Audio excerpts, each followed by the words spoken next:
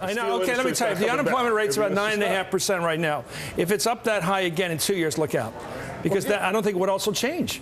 If it's still up there, Obama loses. And if it's it isn't up there, complicated. those guys are going to Does anybody at this table think Obama gets reelected at 9.5% employment? I think Obama can beat any current possible Republican candidate. The Republican bench has no one. This is like 96. This is like 96. They had Bob Dole. That meant they were going to lose. Okay, but Lawrence, you know, you didn't have to know anything that else. Opportunity creates the great. They're not going to run a bomb if it's 9.5%. They don't have anybody. What if it's John Thune?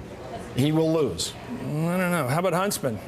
These people are nothing. No, these people are Huntsman, nothing. Huntsman will have been out of the country for several years, which might be a good thing to be running. Every once in a while it happens. Look, in '88, the best the Democrats could do was Michael Dukakis. That meant they were going to lose.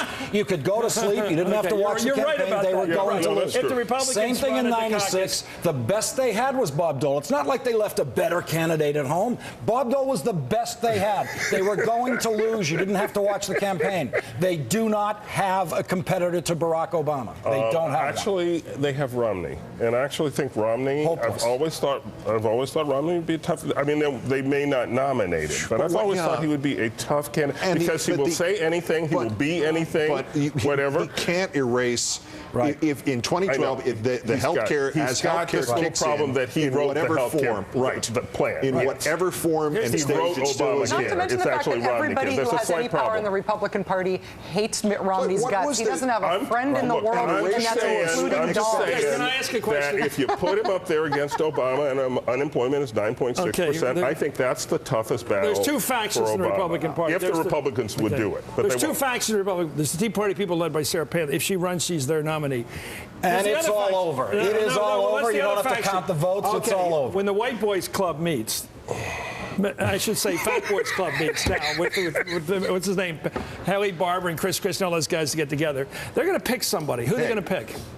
It doesn't matter. There is no White Boys Club. They run primaries, Chris. They don't close the door. They run primaries. It's an open process. In 2000, this doesn't exist, this mythological club. No, but they will come up with George W. They will back somebody.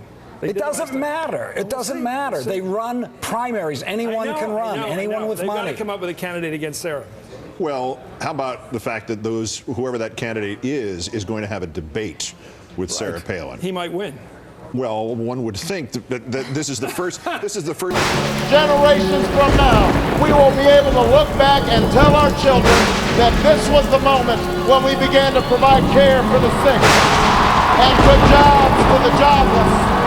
This was the moment when the rise of the ocean began to slow and our planet began to heal.